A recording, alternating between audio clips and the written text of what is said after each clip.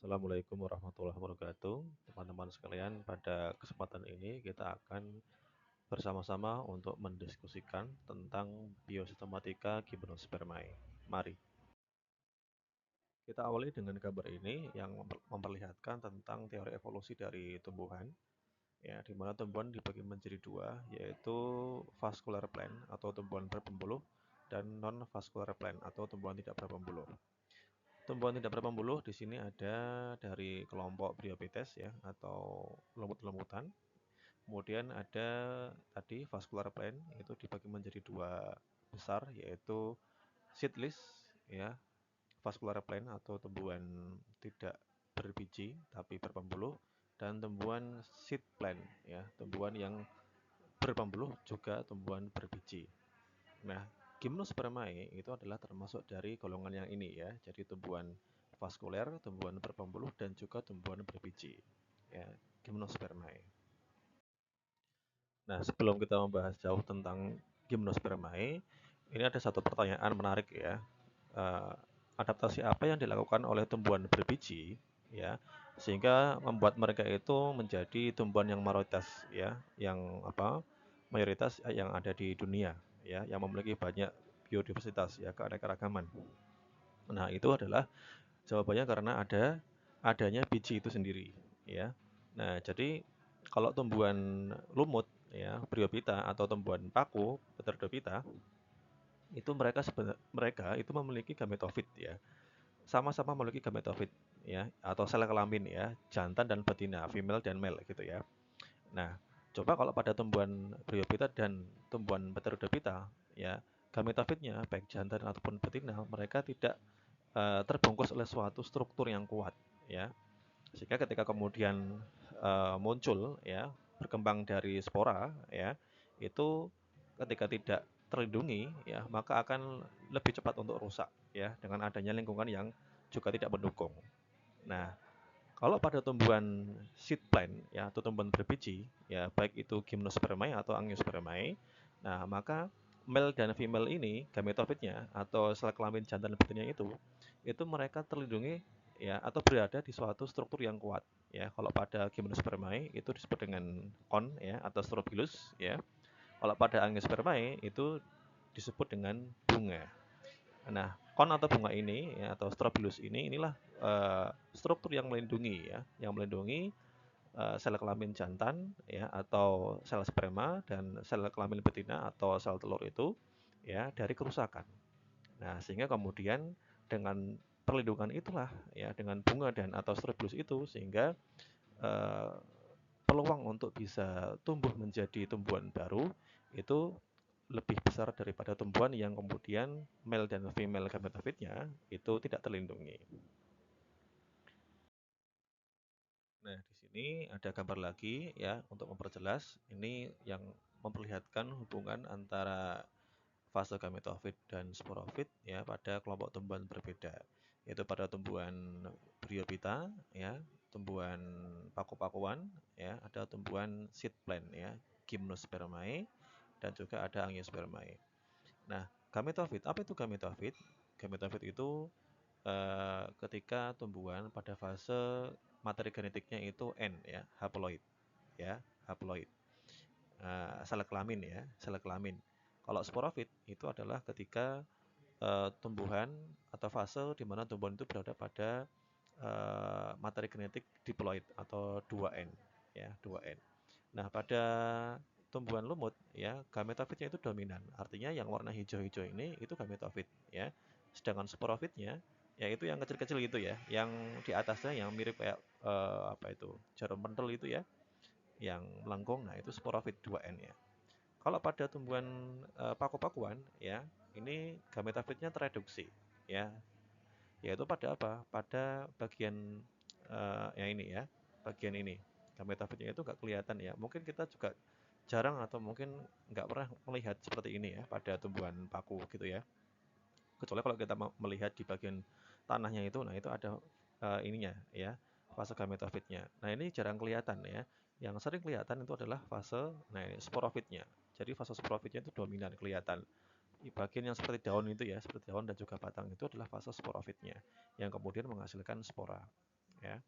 Nah, sama juga pada tumbuhan seed plant ya, tumbuhan berbiji baik yang Gymnospermae ataupun Angispermae, di mana fase gametofitnya itu tereduksi ya.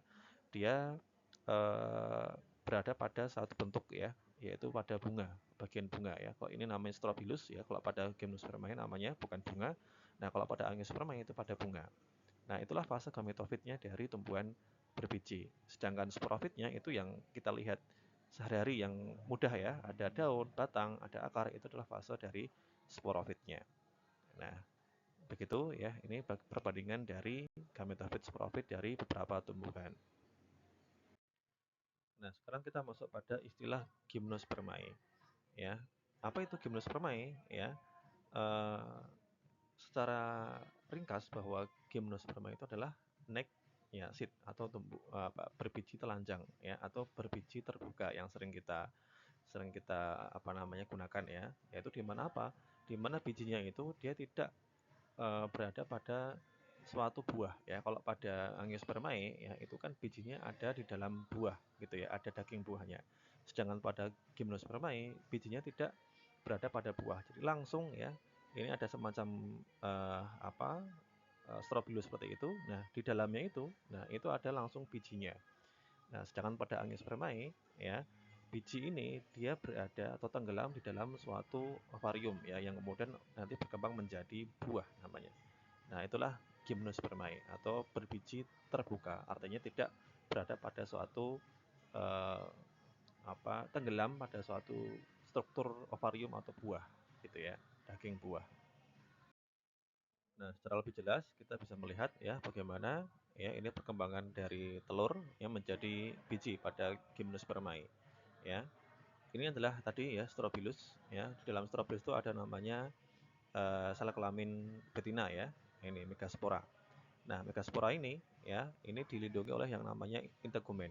Nah, kalau pada tumbuhan apa namanya Angiospermae itu ada namanya ovarium ya. Nah, ovarium itu kemudian berkembang menjadi buah. Nah, kalau pada Gymnospermae integumen ini tidak berkembang menjadi buah ya, tapi menjadi semacam tadi kulit ya, kulit biji gitu.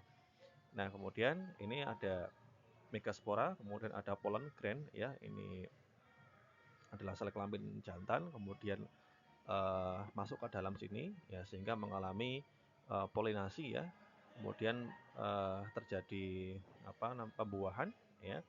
Nah, sehingga kemudian muncul ya embrio ya, embrio, zigot embrio ya. Nah, kemudian di dalamnya ini juga ada food supply ya atau cadangan makanan ya, ada embrio, ada cadangan makanan dalam biji. Nah, kemudian di sini hanya di luar ini hanya berupa seed coat ya atau apa namanya kulit biji ya. Nah, kalau pada Angiospermae di luar sini ada namanya daging buah.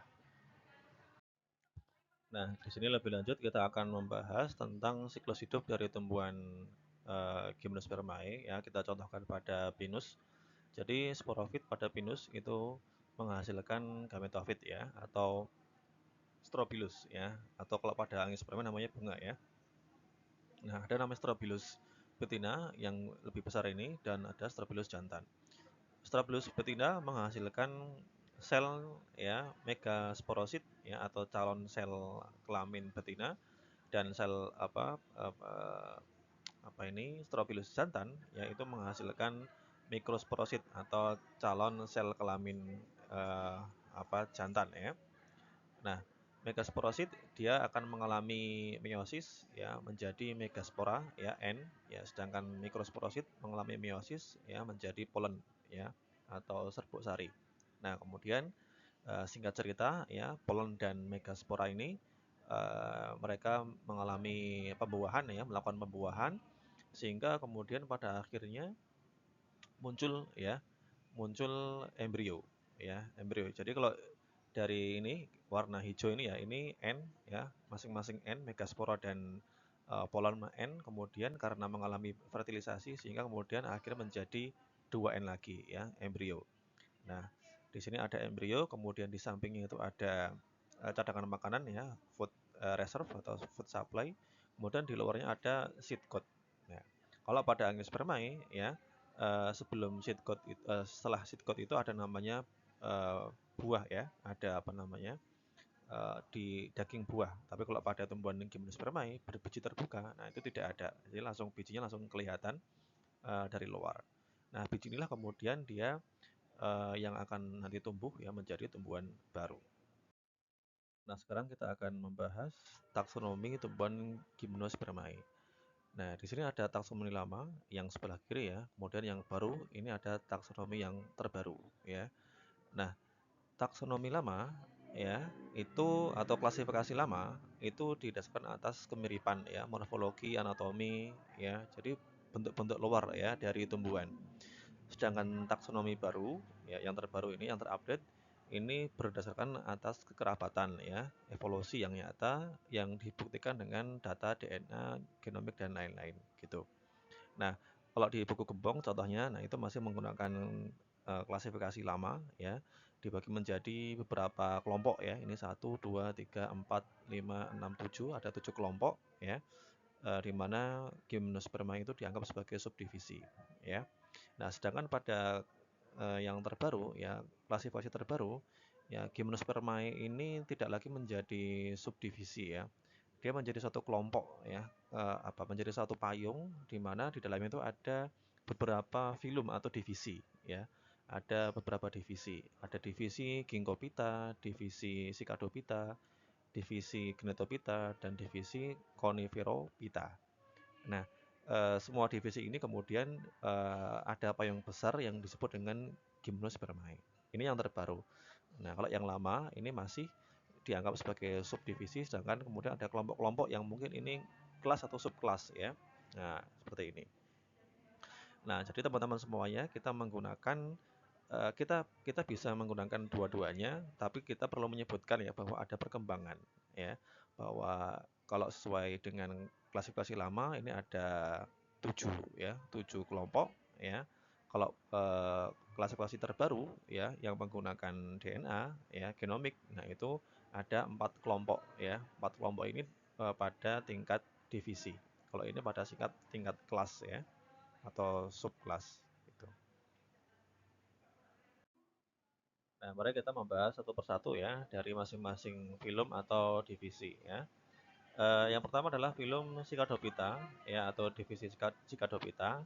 Ini karakter utamanya ya yaitu memiliki daun seperti palem ya. Ini adalah apa contohnya? Pakis haji ya.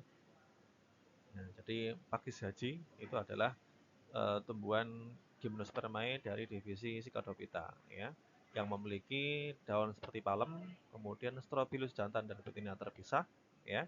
Ini strobilus gitu ya. Kemudian distribusinya di daerah-daerah tropis. Nah, ini contoh dari divisi Cicadopita ya, pakis haji ya. Yang berikutnya ini ada film Ginkgopita ya atau divisi Ginkgopita ya, di mana karakter utamanya yaitu memiliki daun kipas. Ya, seperti kipas ya ini ya, kita lihat ya. Nah, nah ini uniknya, ini satu divisi ini ya, tapi dia hanya memiliki satu anggota spesies saja, gitu ya, yaitu Ginkgo biloba. Ya ini Ginkgo biloba, ya. Ini buahnya, gitu ya. Nah, banyak kerabatnya itu sudah menjadi fosil ya di era Jurassic ya gitu. Jadi karena sudah punah sehingga saat ini ya anggota dari divisi itu hanya satu ini ya Ginkgo biloba.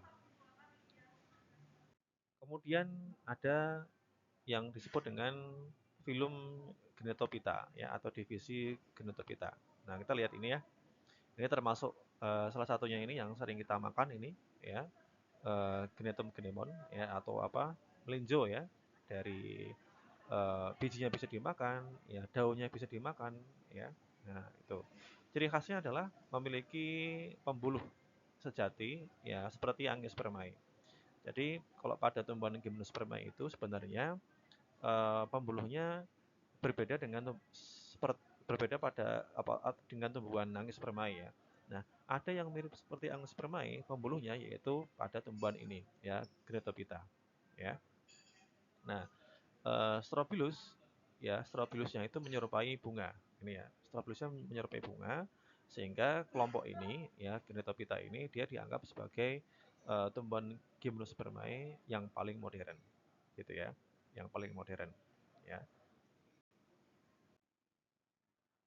Nah, yang terakhir adalah divisi atau filum Coniferophyta, ya, atau eh, kelompok pinus-pinusan, ya. Ini contohnya seperti ini ya.